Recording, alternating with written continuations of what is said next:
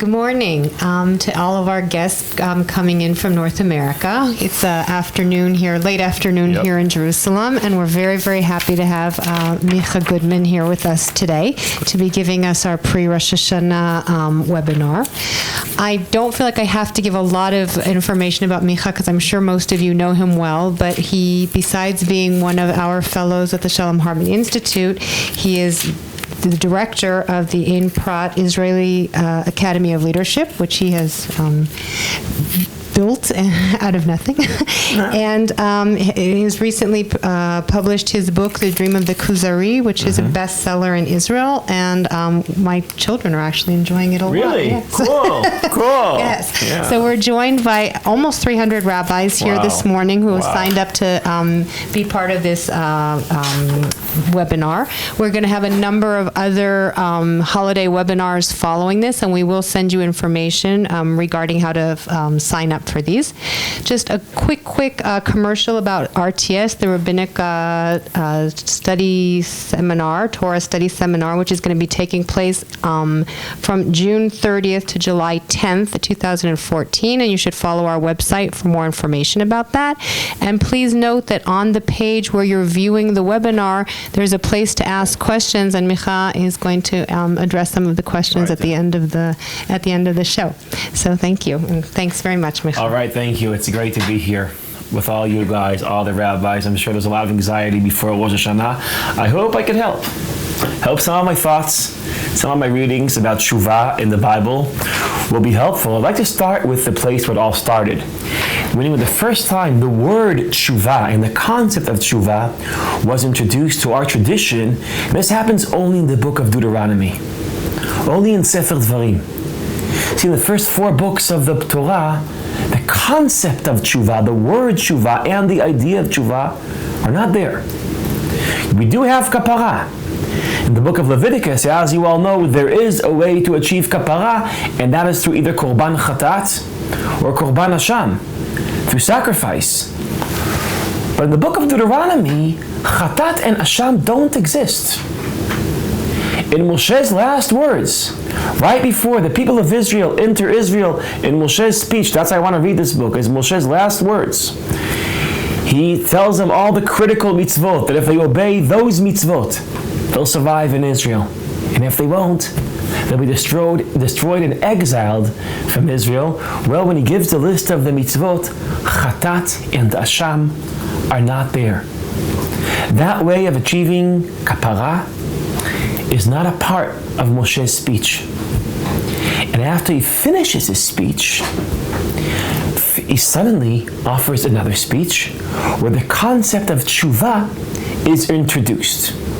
Let's read this concept. It's in Deuteronomy chapter 30.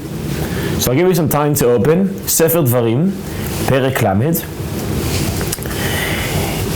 And just to put this in the right, to locate this in Sefer Dvarim, this is after Kitavu. Meaning this is right after Moshe finished describing the catastrophe that will happen if they'll disobey the Torah. The catastrophe described in Kitavu. Tochechat Kitavu. And after that's described, I assume you found your place in the meantime. Deuteronomy chapter 30, verse 1. V'haya ki yavo alecha kol hadvarim ha'ele habracha v'hakala. By the way, I think he mainly means the klala. Asher natati lefanecha. Meaning this is after the catastrophe. This is after the galut. This is after destruction. This is after they are all over the globe. V'hashivota el levavcha. Here we have it. Here the term tshuva is starting to enter our tradition. He quotes the term tshuva in Vayitchanan, by the way, but it doesn't develop it. And here it comes in. V'hashivota el levavcha. Meaning tshuva is a return. It's a return to your heart. V'hashivota el levavcha bechol hagoyim asher yedichacha Adonai Elohecha shama. You will return to your heart after you were exiled from your country. V'shavta ad Adonai Elohecha. Here we have it again. But this time, the tshuva, the shiva, the return, is not to your heart. It's to God. It seems like you first return v'ashivota elevavcha, and then it says v'shavta ad Adonai Elohecha, v'shamata b'kolo, kechol asher anochi mitzavcha yom ata uvanecha b'chol levavcha v'chol nefshecha. And then finally, the third time it appears, v'shav Adonai Elohecha et shvutcha v'richamcha v'shav v'kibetzcha mikol ha'amim asher yifitzcha Adonai Elohecha shama. Im yeh nidachacha b'ktzei hashamayim משם יקבצך אדוני אלוהיך, ומשם ייקחך, ויביאך אדוני אלוהיך על הארץ אשר ירשו אבותיך, וירישת ויטיבך, וירבך מאבותיך. It seems like there is a triple tshuva here. You return to your heart, you return to God, God returns you to your land. This triple tshuva in this great tshuva chapter, where this concept is and this word is injected into a tradition, and it will grow and grow and become a very dominant idea in the Jewish tradition. This is where it begins in the triple tshuva. But I would like now to see this chapter and frame it within the larger text. Because this chapter happens, this chapter only makes sense because it's the chapter that defines what happens after the catastrophe. Therefore, I think since this is what happens after the catastrophe, I think, and excuse me for doing this, I think it's a good idea to examine the catastrophe. Tochechat ki tavo. And surprisingly enough, tshuva is also a part of the catastrophe. It's also a part of Ki Tavo. So let's go backwards now to the beginning of Ki Tavo, to chapter 28. And there's a very long tochecha, as you all know. And I'd like to notice one thing. What's the role of this tochecha in the speech delivered by Moshe?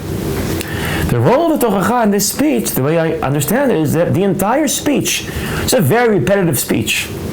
He said the same things again and again, and this is the dominant motif. He says, when you go to Israel, you should obey the Torah, and if you won't obey the Torah, you will be exiled from Israel. He says that again and again and again, meaning obeying the Torah is the main condition for staying in Israel. Interesting, they're about to enter Israel, they're about to fight a big war, but Moshe's speech before the big war is not how to win the war. It's not how to conquer Israel. It's how not to get eventually thrown out of Israel. What really troubles it is not will they be victorious, but what will they do with their victory.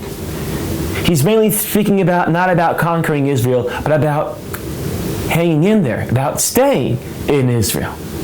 In order to stay in Israel, you have to obey the Torah. This happens, it repeats itself again and again and again, but never diving into details. What does it mean to be destroyed and exiled? He waits with that description to the end of his speech. And then in Ki Tavo, in the end of his speech, it's as if he's saying, remember the entire speech? Again and again I was saying that eventually you'll be exiled from Israel. Well, this is how it's going to look like. Now, since I want to keep a good mood, so I don't want to go into all the terrible graphics of the catastrophe of Ki Tavo, but I'd like to, excuse me for doing this, I'd like to taste a part of this very graphic catastrophe from here in Jerusalem. All of you throughout mostly North America? Mostly North America. And since when I'm with rabbis, I feel more gutsy when I read the Torah. I feel like you're protecting me somehow, all the rabbis. So I'd like to listen to the tone of Tochechat Ki Tavo. And I'd like to start reading it from verse 21, and I want to read some verses. So again, Deuteronomy chapter 28, verse 21. You got it? The ניתן להם למצוא את הפרק. אוקיי.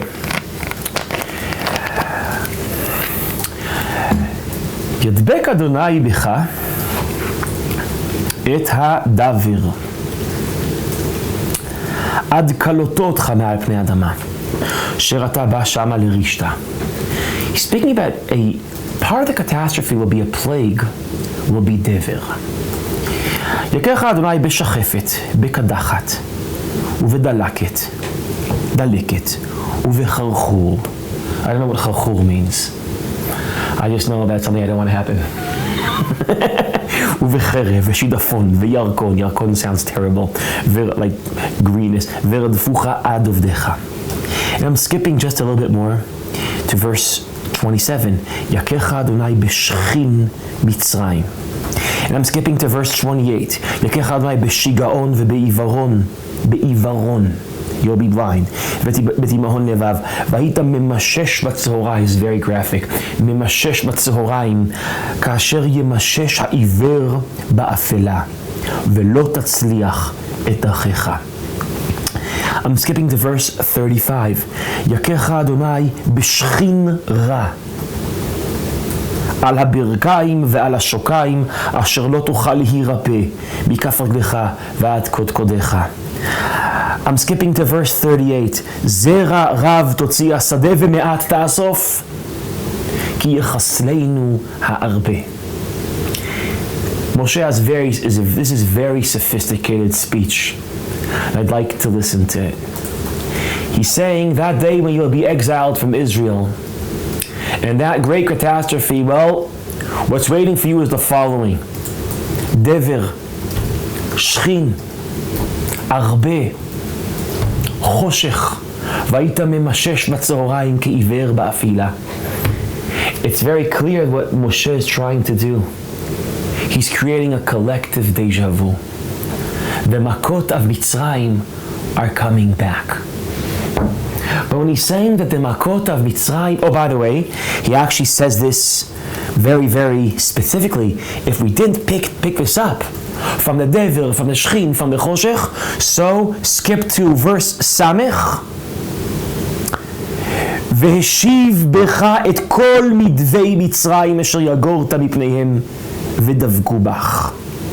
So if we didn't get it, he says it. והשיב בך כל מדווי מצרים אשר יגורת מפניהם ודבקו בך. The makot are coming back. But there's a fundamental difference. Last time around, the makot redeemed us. Next time around, the makot are directed at us. That's how history changes. I think what Moshe is trying to do here in this very sophisticated speech, he's speaking about double exodus. There's two Yetziat Mitzrayim. There's Yetziat Mitzrayim and there's Yetziat Israel. And the interesting thing is, the Yetziat Israel will be as dramatic as Yetziat Mitzrayim, just with a difference. Last time we were redeemed by the makot. Next time we will be the victims of those makot. And this great move of Moshe Rabbeinu, trying to imagine the people of Israel being the victim of the same makot that redeemed them last time around, I think Moshe is saying something else. I think what he's saying to them is that you're the people that are Yotzei Mitzrayim. When you enter Canaan, if you develop the wrong kind of kingdom, God will treat you just like you are Mitzrayim. I think this is a sophisticated threat of Moshe. He's telling the people, right before they enter Israel, as slaves escaping from Egypt, that the great threat is that they themselves could become Egypt. And if they become Egypt, God will treat you as if you are Egypt. Now, in this very sophisticated speech, in a very graphic move, in very powerful literature, this is the move that Moshe does in the hearts and minds of the people of Israel. Well, he introduces here, for the first time, the notion of tshuva. What notion? I like to listen to this carefully. והשיב בך את כל מדווי מצרים אשר יגורת מפניהם ודבקו בך. Now skip to verse pasuk samich chet. This is how it ends. It ends with a big tshuva. פסוק ס"ח, והשיבך אדוני מצרים באוניות, בדרך אשר אמרתי לך, לא תוסיף עוד לראותה, והתמכרתם שם לאויביך לעבדים ולשפחות, ואין קונה. Before I said that after the Bacha Nikala, after the catastrophe, there'll be a tshuva, well, it seems like part of the catastrophe is the tshuva. After the catastrophe is a tshuva of Shiva to Eretz Yisrael, but in the catastrophe, there's the idea of tshuva. It's a tshuva, Shiva, Lemitzrayim. It's the return to Egypt. It's actually very sophisticated. It's the Makot of Egypt, Shavim, a return on us. And we return to Egypt. I think this is very the way Moshe builds the idea of tshuva. He introduces tshuva twice. In the catastrophe, speaking about the Shiva leMitzrayim, and after the catastrophe, speaking about the Shiva back to Israel. Now with the double notion of tshuva, the double usage of tshuva, with that I'd like to start thinking about tshuva in the Bible. Laura, should we stop here for questions or should I continue? I think we should continue and we'll okay, we'll do everything in the end. Yeah. Okay, fine. Howie, time-wise? You're good. We're good. Keep okay. Going. Everyone wants to hear you. Okay.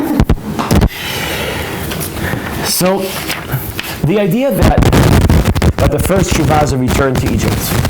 The idea that there's a double exit, there's Yetziat Mitzrayim and there's Yetziat Israel, and there's a double return. There is a return to Egypt, that's the catastrophe, and there is a return to Eretz Israel, that is the redemption.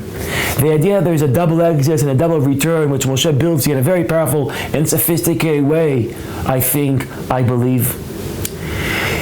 I think this has a lot to do with the way Moshe imagines kingdom.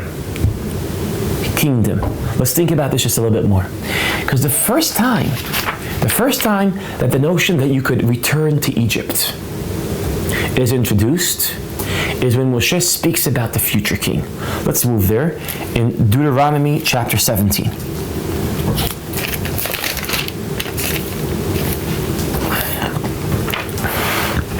Chapter 17, verse 14. Okay?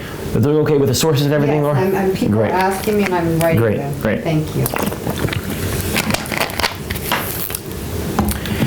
כי תבוא אל הארץ, אשר אדוני אלוהיך נותן לך וירשת וישבת בה ואמרת אשים עלי מלך ככל הגויים אשר סביבותי. Well, something needs to be said here. This is the first time in the entire Torah that the notion of monarchy is introduced. This is the first time that a king is mentioned. For example, in Leviticus, kings don't exist. Leviticus, they speak about Nasi Asher Nasi Yicheta. What happens with a Nasi? Not president. Nasi in the Bible is the head of a tribe. What happens when the head of a tribe sins? Asher Kohen Yicheta. What happens when a Kohen, when a priest sins? It doesn't say what happens when a king sins. And I assume it's not because the book of Leviticus thinks that kings don't sin. I think it's because it doesn't recognize kings. Throughout Bamidbar, we don't have kings. Here in Deuteronomy, these are the only verses we speak about a king. And I like to examine these verses. There's also the first verses where the idea of Shiva leMitzrayim will be articulated. So let's read this again. כי תבוא אל הארץ שאדוני אלוהיך נותן לך, וירשת וישבת בה, ואמרת, אשים עלי מלך ככל הגויים אשר סביבותי. Let's listen carefully. What happens when you come to Israel, וירשת, you conquer Israel, וישבת בה, you settle Israel. Then you'll ask for a king. This first move is a very, I think, anti-monarchy move. We'll try to explain why. Societies usually like to imagine their king as the founding father of their society. You Americans, you have founding fathers. Musa Kemal Ataturk of Turkey was the father of Turkey. We speak about the founding father. Here it says you come into Israel, you conquer it, you settle it, and you found the kingdom. It means the king is not founding Israel. Israel founds the king. He's not the founding father. This verse cracks our ability to glorify the king, to imagining him as the founder of society. I'm continuing to read. Som tasim alecha melech, אשר יבחר אדוני אלוהיך בו, בקרב אחיך תשים אליך מלך, לא תוכל לשים אליך איש נוכרי, שלא אחיך הוא. They're asking for a king just like the Gentiles. And he's saying you can have a king just like the Gentiles as long as he won't be a Gentile. רק לא ירבה לו סוסים. ולא ישיב את העם מצרימה למען הרבות סוס. ואדוני אמר לכם לא תוסיפון לשוב בדרך הזה עוד. This is the first time that there is a mitzvah never to return to Egypt. And it's not really clear what's a connection between having a lot of horses and returning to Egypt. I want to elaborate on that a little bit more. But he's saying, which means that the ability of the Torah, of a king to build a very strong, powerful army is crippled. If you can't have a lot of horses, it's crippled. I'm continuing. You can't have many wives. Now, why can't you have many wives? Well, if we think about the diplomacy of the ancient world, if you can't have many wives, what does that mean? That means that your ability to create political alliances with neighboring countries, that's crippled also. So in a double move here, they're crippling your army and they're crippling your diplomacy. Because the only way in the ancient world to make a real alliance with a neighbor country is to marry, is to making the elites of both countries to the same family. I think that's limiting taxation. So it's saying you could have a king, but it's a very limited monarchy with hardly no diplomacy, no army, no taxation. What's left from the king in this kingdom? Well, this is what's left. When it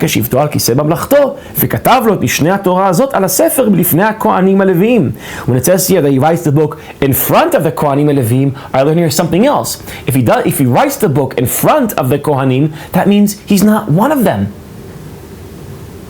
There is a separation of the monarch, of the king, from the priest. There's also an important move here, but finally, what is he supposed to do? What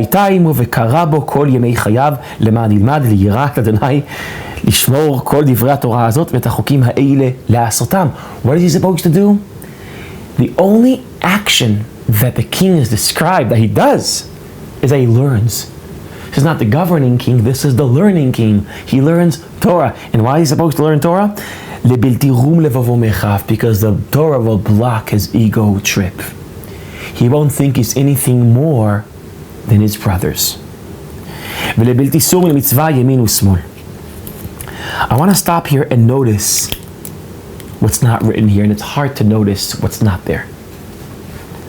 They say here that you should appoint a king, but there's a missing verse here. It doesn't say, there's no mitzvah to obey that king. One of the oldest and some most sophisticated tricks in the book, the way you recruit religion in order to establish stable politics, is that you say that God tells the people to obey the king. And that's why when they obey the king, it's more than obeying the king, they're obeying God that told them to obey the king. That's how you recruit the religious passion and turn that into political obedience. The Torah doesn't do that. It doesn't tell the people to obey the king. On the contrary, what does it describe? It describes a king that obeys. That lo tasur, that obeys the Torah.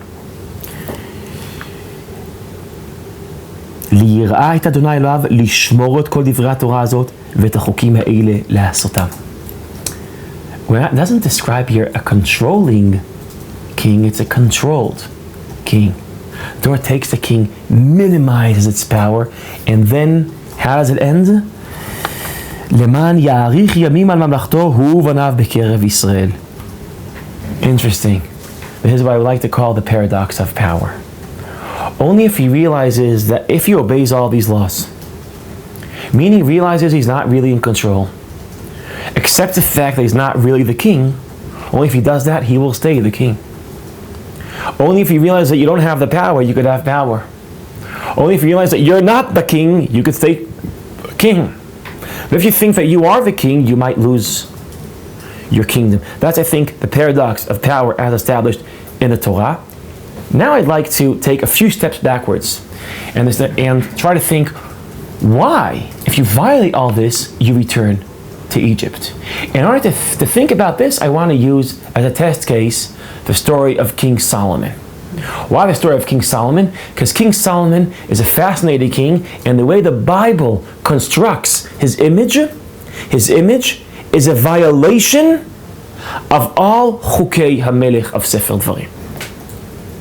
So, please open Kings 1, chapter 12. Sorry, chapter 11. Kings 1, chapter 11. Yeah. Make that 10. Chapter 10. Kings 1, chapter 10.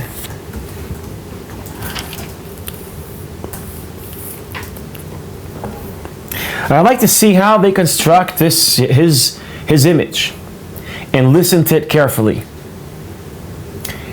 The way the Torah does Solomon,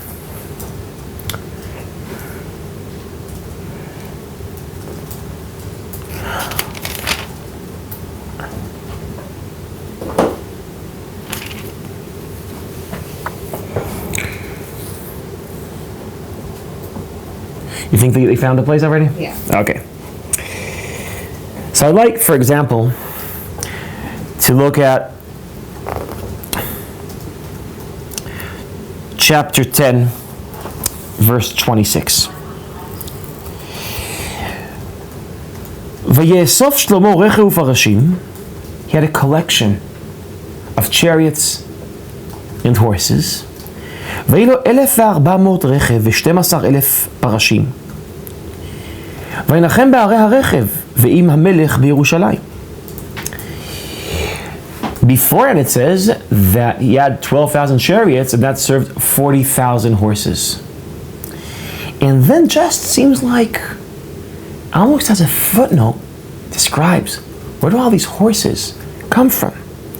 ויתן המלך את הכסף בירושלים כאבנים ואת הארזים כשקמים ואת הבשלה ברוב ומוצא הסוסים אשר לשלמה.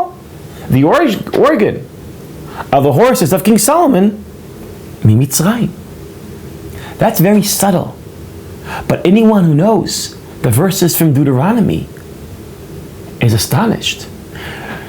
King Solomon not only did he violate the pasuk lo yarbe lo susim with his 40,000 horses and 12,000 chariots, he just happened to get them all from Egypt. Move please to verse 21. To verse 21. Describes the cutlery in his palace. V'kol mashke hamelech Shlomo, the glasses. Kol mashke hamelech Shlomo, zahav.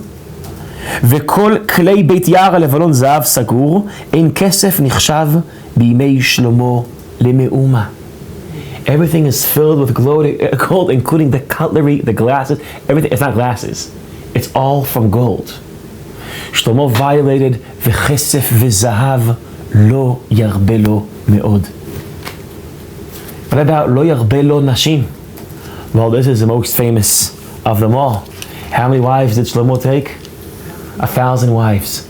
Shlomo, the way the Bible builds the image of Shlomo as a complete, the greatest king of the Bible, Shlomo is the violation of all the rules of king of the Bible. Lo yarbelo nashim. לא ירבה לו סוסים, וכסף וזהב לא ירבה לו מאוד. And I'd like to think about, since Solomon is a violation of the Chukei Dvarim, and Chukei Dvarim are about if you violate this, you return to Egypt. So I'd like to think about King Shlomo a little bit more. We're running out of time? No, we're good. We're good. How much time do we have left? You have about another 15 minutes. Okay, so I would like to think a little bit more about Shlomo. And Shlomo builds 2 houses. Shlomo's he's the builder, right? He built the house for God. But he didn't only build God's house. That's the thing. He also built himself a house. Now, I hope this won't disturb you too much, but the house of God that he invested a lot in building Beit HaMikdash, he invested 7 years in building God's house. How much time did he invest in building his own house? 13 years. Wow. Not bad. 13 years for his own house. Now, how big was the house of God? This is chapter 7, verse 2. This is chapter 6, verse 2. הבית אשר בנה המלך שלמה לאדוני 60 אמה אורכו, 20 רוחבו, 30 קומתו. It's 60 on 20 on 30.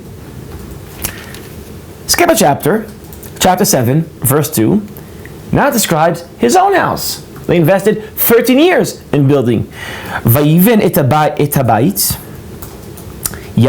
בית יער הלבנון, 100 אמה רוחבו, אורכו, ו50 אמה רוחבו, ו30 אמה קומתו. Listen to that. It's not 60 on 20 on 30. It's 100 on 30 on 50 on 50 on 30. Meaning his own house was a lot bigger than God's house.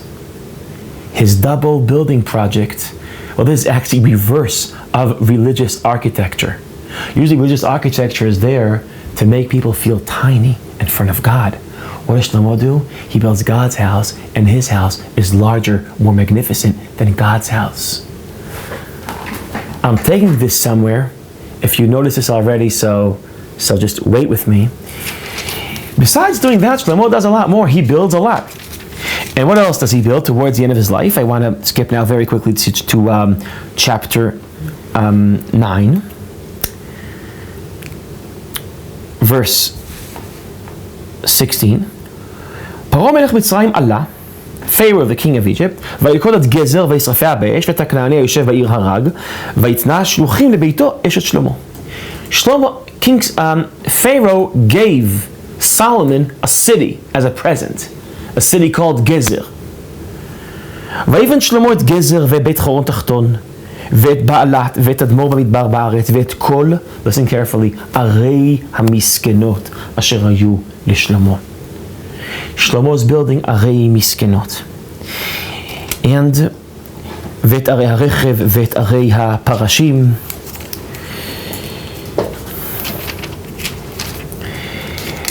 Later on it says he will enslave 80,000 people. He will use 1,400 people to enslave them. It seems very clear how the Bible is constructing the image of Shlomo. Shlomo that builds a city given to him by Pharaoh, and he builds other cities like that called Arei Miskenot, enslaving 80,000 people to do that, hiring 1,400 people to enslave them. Shlomo Heshiv et ha'am Mitzrayma. But what does it mean that Heshiv et ha'am Mitzrayma? It's technical, it seems technical, to buy horses from Egypt, but he did much more than return Israel economically to Egypt. He turned himself into a Pharaoh, and the Israelites into Egyptians. The story of Shlomo is located in a strategic moment in the Bible, because as a result of him enslaving the people, they rebelled against him. The northern kingdom rebelled against him. They couldn't rebel against him because he was too charming and charismatic, so they rebelled against his son, against Rechavam. And in their famous speech to Rechavam, you notice that their speech is not directed on Rechavam when they rebelled against him. It was directed against their father, against Shlomo. They say, Avicha yiser otanu bashotim. Your father, yiser, how do you say yiser? Made us suffer. He made us suffer with whips. He's a Pharaoh with whips.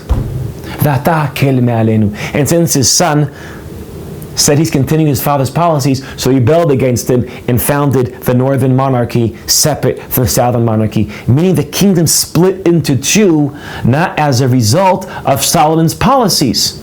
They rebelled against Solomon, but they directed their aggression towards Solomon, towards his weaker son, Rechavam.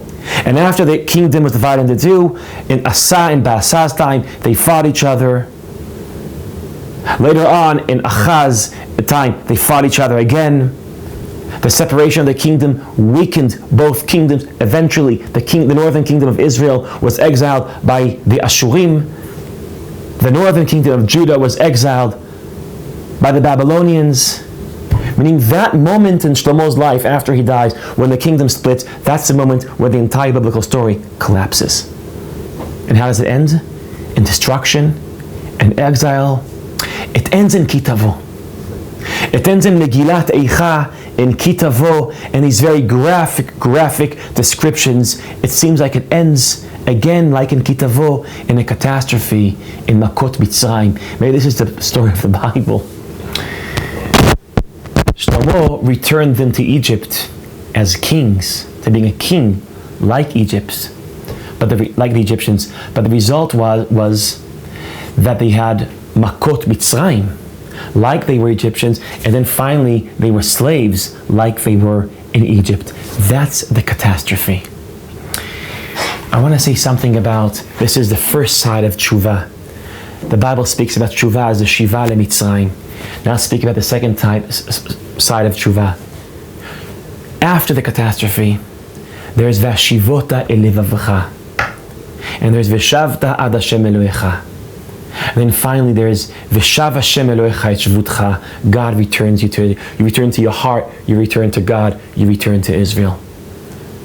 There is the double exodus from Egypt and from Israel, and there's a double return to Egypt and also to Israel. That's the other Teshuva. Now this part of Teshuva is a Teshuva that I want to think about, because the Bible seems very pessimistic about human nature. The Bible, let's now look at the Bible, I hope I'm still clear, from a larger point of view. The kingdom splits because of Shlomo's policy. Shlomo he enslaved the people. As a result, he rebelled against him, and then the Bible collapsed until the Galut.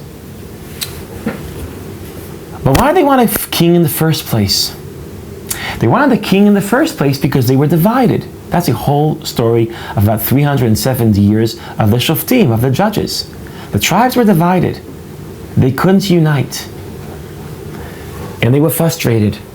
And they wanted one king to unite them so they could fight the Philistines. That's why they wanted the king in the first place.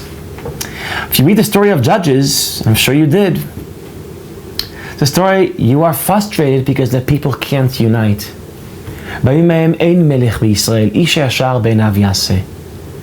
It's total anarchy. Everyone does whatever they want. There is no control. The tribes aren't united. And that creates a fantasy for a king. Meaning, they wanted a king because they weren't united, because there was not enough control. And the conclusion of the book of Judges is that when there's no one in control, the people aren't united. They're divided. But what's the conclusion of the book of Kings from the behavior of Solomon? When there's too much control, they're divided again. The book of Judges' lack of control divided them. The book of Kings' too much control divided them. What's the conclusion from the Bible? Anarchy fails. Judges. The conclusion is kingdom. The kingdom fails.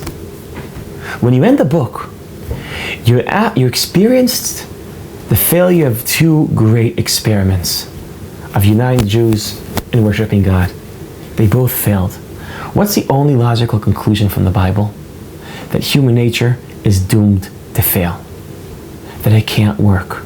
I happen to think that Paul's reading of the Bible, Paul's reading that human nature is doomed to fail, therefore we can't save ourselves, is a very good reading of the Bible, but that's not the Talmud's reading of the Bible. The Talmud's reading of the Bible sounds something like this. We screwed up once, we screwed up again, let's give it another shot. Let's give it another shot.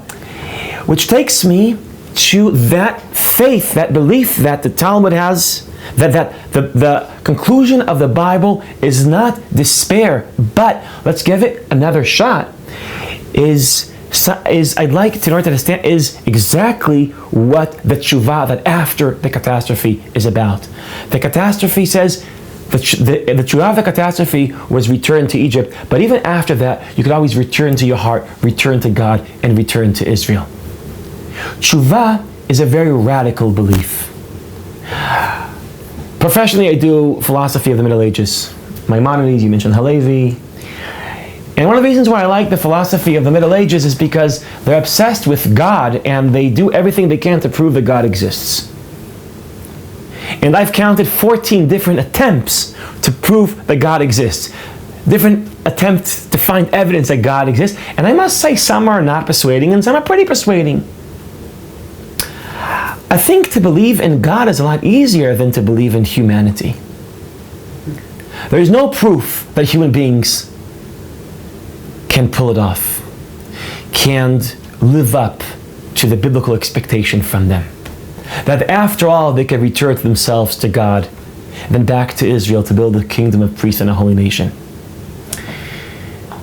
The Rav Soloveitchik has a very interesting midrash on this. The Rav Soloveitchik in Ala Tshuva, he refers to the famous machloket between Rabbi Yoshua and Rabbi Eliezer ben Orkenos. They have an interesting machloket about when is redemption supposed to come? Rabbi Yoshua Omer, Benisan nigalnu, Benisan nigal. In Pesach, that was our first redemption, and Pesach will be our second redemption. Rabbi Eliezer Omer, Benisan nigalnu, veBetishrei nigal. And Tishrei will be the future redemption. That's Rabbi Eliezer ben Orkenos. Ephraim Orbach, in an important research, he links that machloket to another machloket between Rabbi Eliezer and Rabbi Yoshua. It's a machloket, the following machloket. Rabbi Eliezer Omer, אם ישראל עושים תשובה נגאלים, ואם אין עושים תשובה, אין נגאלים. Rabbi Yoshua says to him, אם אין עושים תשובה, אין נגאלים? אלא המעמיד אליהם הקדוש ברוך הוא מלך שגזירותיו קשות כשל המן, ומיד עושים תשובה ונגאלים. It's an important machloket. I like to focus only on Rabbi Eliezer. Rabbi Eliezer says that תשובה, גאולה תלויה בתשובה. אם ישראל עושים תשובה נגאלין, ואם אין עושים תשובה, אין נגאלין. So Orbach obviously says that's why he locates redemption in Tishrei, because if גאולה תלויה בתשובה, and Tishrei is Chodesh HaTshuva, that's why Tishrei is Chodesh HaGeula. That's a nice move by Orbach, but I want to now focus on Soloveitchik. Soloveitchik notices the following. Rabbi Eliezer says, אם ישראל עושים תשובה נגאלים, ואם אין עושים תשובה, אין נגאלים, which means it's possible that גאולה does not exist, according to Rabbi Eliezer. Because it's not up to God, it's up to Am Yisrael. אם ישראל עושים תשובה נגאלים, ואם אין עושים תשובה, אין נגאלים. But Soloveitchik, in a very important drasha, listens to Maimonides that pasak ke Rabbi Eliezer ben Orkenos.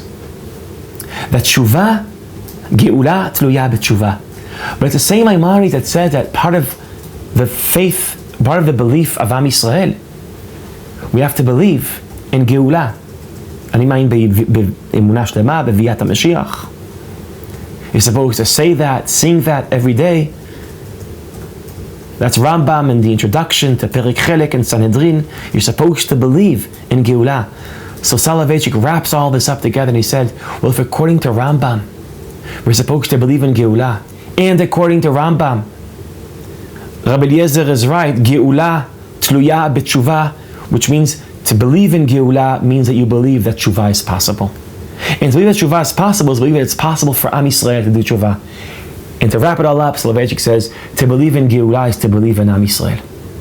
It's to believe that it's possible for Am Yisrael to change, that it's possible for Am Yisrael to return, that against all chances, it's possible that Am Yisrael can live up to the biblical expectation from Am Yisrael. Again, I want to notice also, it's part of our rhetoric in Machon Hartman, is a lot of anger towards Am Yisrael and despair Am Yisrael and the rabbis and the chief rabbis and the rabbi. In Israel, by the way, self-criticism is a national sport. And everything is corrupt, and that obviously could lead to despair and to lack belief in according to Soloveitchik, in Geulah, which means emunah be'am Yisrael. What I try to introduce here is that moment when tshuva is introduced into our tradition. It's introduced in two different angles.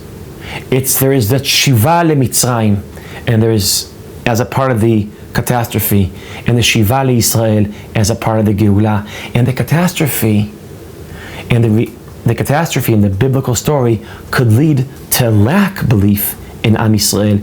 And right after that, at that moment of despair, when the Bible puts you in a position where you don't believe in Jews anymore, at that moment he speaks about Vishavta ad Hashem Elohecha Vishamata bekolo.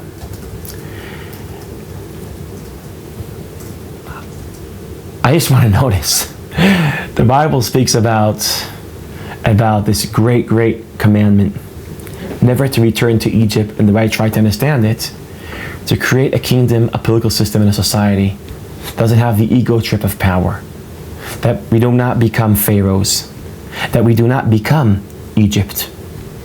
Solomon as the personification of that sin, of a king that's the most glorified king, that violates all the laws of what it means, according to the Bible, to be a king.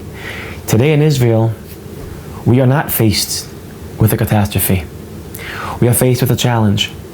Will we build a society that imitates the glorified king, or that tries to obey the laws of the king, and that internalizes the great paradox of power? That only when you realize that you don't have power, you will have power. And only when you realize that you're not the king, you will stay a king. I think this is deeply the idea of Rosh Hashana. Rosh Hashana, we're not celebrating anything historic. It's not redemption from Egypt, it's not the Midbar, it's not Matan Torah. We're not celebrating any historic moment. We're celebrating creation, and that's why the rabbis found in Rosh Hashanah as the moment where we're celebrating God's kingdom of the world. Meloch al kol haolam kvudo bechvodecha. And I think the existential meaning of celebrating God's kingdom is understanding that you are not the king, that we don't have complete control over our lives. And maybe through Rosh Hashanah we could experience the paradox that by letting go and not being all the time in control, we can enjoy some control over what happens to us. Okay? Thanks, Micha. Okay, we have a few questions here, and we'll try and go through as many as we can. So one of our guests asked, we talked about King David and King Solomon and their falls and their strengths, and then this person asked, why do we glorify King David and King Solomon? I mean, why do we still feel a need to, because we talk about them as great kings. Yep. Very interesting. Well, first of all, I think there's a difference between the way the tradition treats King David and King Solomon. But just for let's put them together. And it's very interesting that, King David has his famous sin with Bathsheba and Uriah Hittite. And King Solomon is a violation of all the rules of the king. And these two sinful kings are the ultimate kings, which is a very interesting biblical paradox. I don't know, I just want to notice one thing. That today we live in a society that we can't admire people that make terrible mistakes. And like Israel is today almost brings that to an extreme point, where if 7 years ago someone screwed up in the airport, they can't get a job. Like we need people to be completely perfect to get prestigious jobs. And since no one is perfect, we're really, really in a deep trouble. And the Bible's training our minds to accept the fact that even the greatest people are imperfect. And I think in that sense, when it trains your mind to accept the fact that the greatest people are imperfect, maybe it trains our mind to accept imperfection. Thank you. Okay. Rabbi Aaron Smokler from New York asked, I'm going to read it, it's a little bit long, that according to chapter 922, Kings, Shlomo did not enslave the Jews, in contrast to the non-Jews who were left in the land, 921. Is that not an important distinction? Perhaps he didn't return Bnei Israel to Egypt, but did enact Egyptian policies on others. I think that's it. I mean, that's saying he didn't. Well, I think there's two narratives here. One narrative is the narrative of the people of the north. The people of the north said, Avicha yiser otanu bashotim, meaning they did feel enslaved. But according to the verse that you quoted, he didn't enslave the Jews, he enslaved anyone but the Jews, which is bringing the Egyptian model to perfection, meaning it's enslaving your gerim, your foreigners.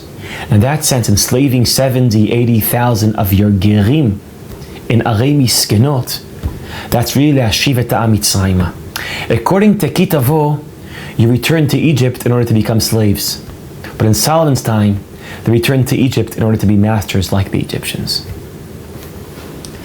Now, one of the people, Rabbi Zimmerman from Los Angeles, asked, how do you link up the Talmudic passages which say that Teshuvah is one of the things that were created before creation? I think you kind of touched on that, but I think she might like a little more information. Teshuvah kadma lebriat olam, I think it's, well, there's two ways to think about this. But I want to offer a drasha to that midrash. Teshuvah kadma lebriat olam means Teshuvah is not natural. It's not a part of the natural order. According to the natural order, we are trapped in our own pathologies, in our own behavior. And Teshuvah is a great belief that we could rescue ourselves from ourselves. Teshuvah, I don't know, in Israel, in time of Elul, if you drive a car and you play with a radio station, you always find a preacher, Machzir b'Teshuvah. And a classic Machzir b'Teshuvah move would be proving that God created the world. God is the creator of the world. I think Teshuvah is more sophisticated than believing that God created the world. Teshuvah is the belief in your ability to create your own world. That's what Teshuvah is about. One of the biggest mistakes that Israelis do about Teshuvah is that they think that Teshuvah means answer. How do I know that Israelis think that Teshuvah means answer? Because in Hebrew, the opposite of Teshuvah means chazara b'she'elah. Somebody chozer b'she'elah is somebody that is the opposite of Teshuvah, which means they think Teshuvah is an answer. But biblically, as we see, in Teshuvah is not answer, Teshuvah is return. And it's not finding answers to questions, proving God exists. It's not believing in your ability to return to yourself or to return from your sins towards your more authentic self, as the Rav Kook put it. And this is how actually the sfat, the idea that Teshuvah is creation, creating yourself.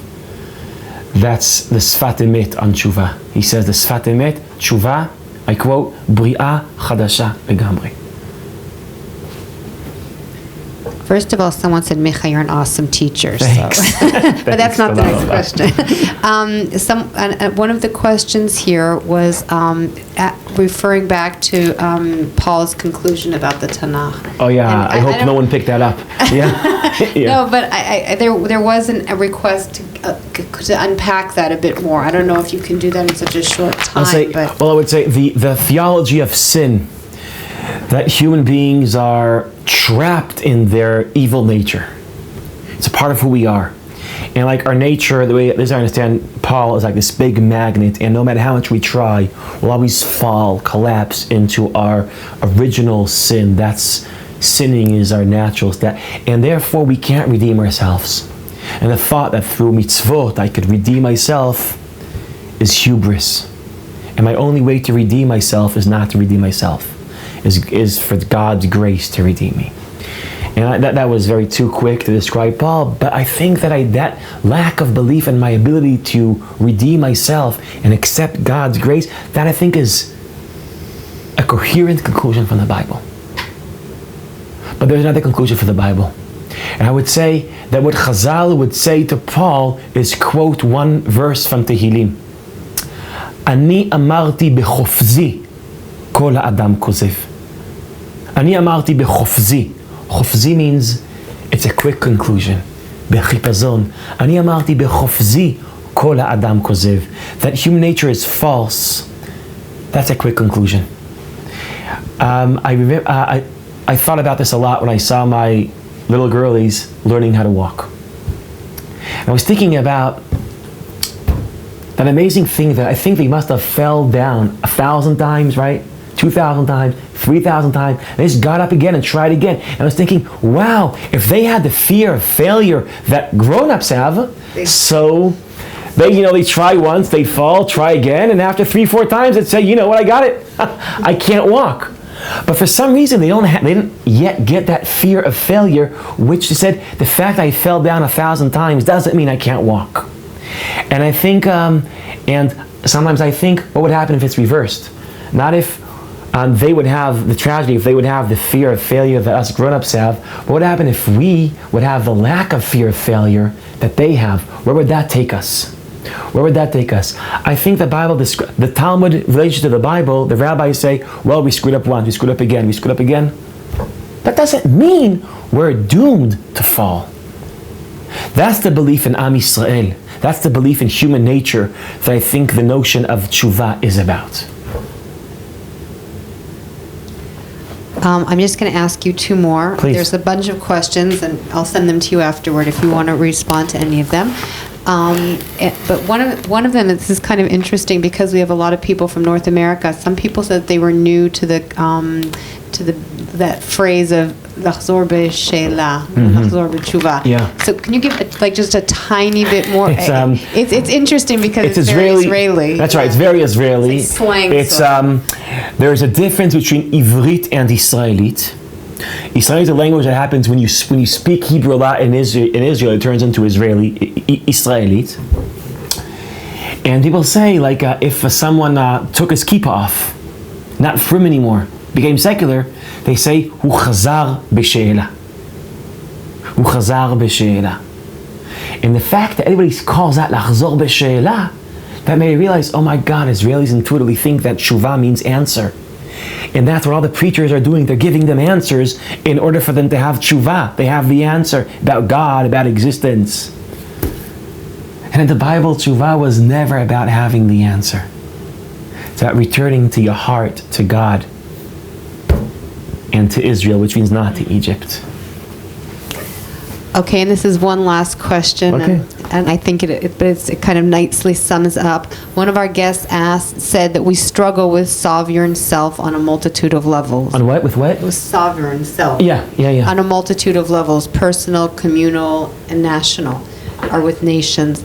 And how do we reconcile this modern phenomena with your insights? And I think that I think what you said about your daughters is interesting, but maybe you could give us a few more words there. No, I think I have I'll share with you a strong feeling that I'm having towards this Rosh Hashana.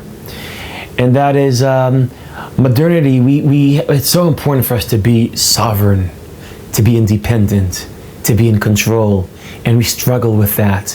And Rosh Hashanah, and I would say that Judaism also tries to generate a strong sense of sovereignty of yourself. And in Hartman, we speak about the Talmud, we're sovereign of the text. But Rosh Hashanah is, say to God, we call God HaMelech HaKadosh. And we pray to God, Meloch al kol olam kulo b'chodecha. And blowing the shofar originally means we are declaring God's kingdom. Meaning Rosh Hashanah is also about letting go. It's about not controlling. And I think modern people, we're searching for, I hope this will come through the camera. I'll share an anecdote, I think something that happened to me 17 years ago. I was in what Israelis do I was 22, or what Israelis do after the army, we go on hikes and we call what? Crazy places. By the way, Israelis always say they went to India, even if it's to Peru, Haiti Bodu, where? Argentina. India is like this big metaphor in Israel and includes all the world, yeah. And I remember I was in, I was in Peru, and I was whitewater rafting. It was me, this American guide, and this Danish businessman and his wife. He was very dominant. He was a businessman. He was a tough guy, and I thought he was so old. He's like my age now. I thought he was like grown up, and and we were going down this river. It was for 4 days, and it goes through rapids. And there was one moment, and they rank rapids. There's rapid 1, rapid 2, up to rapid 5, where it's really, really exciting. And we go to a rapid, and the American guide says this is rapid 3. Which means it's a very serious rapid, but he says, but there's no rocks. He said there's no rocks in this rapid, which means, he said, if you want to, you could go out of the boat, hold onto your life jacket, let the water shake you, nothing will happen. I don't know why I did it. I guess because he said he's a grown-up, he knows. I don't know why I did it. Me and the Danish businessman, And now he gave us one instruction.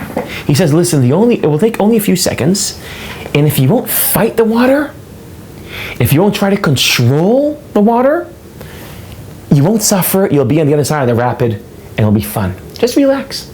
So I said, no problem. I hang on to my life jacket. I jump, and I'm not trying to control anything. After a few seconds, I'm out of the rapid.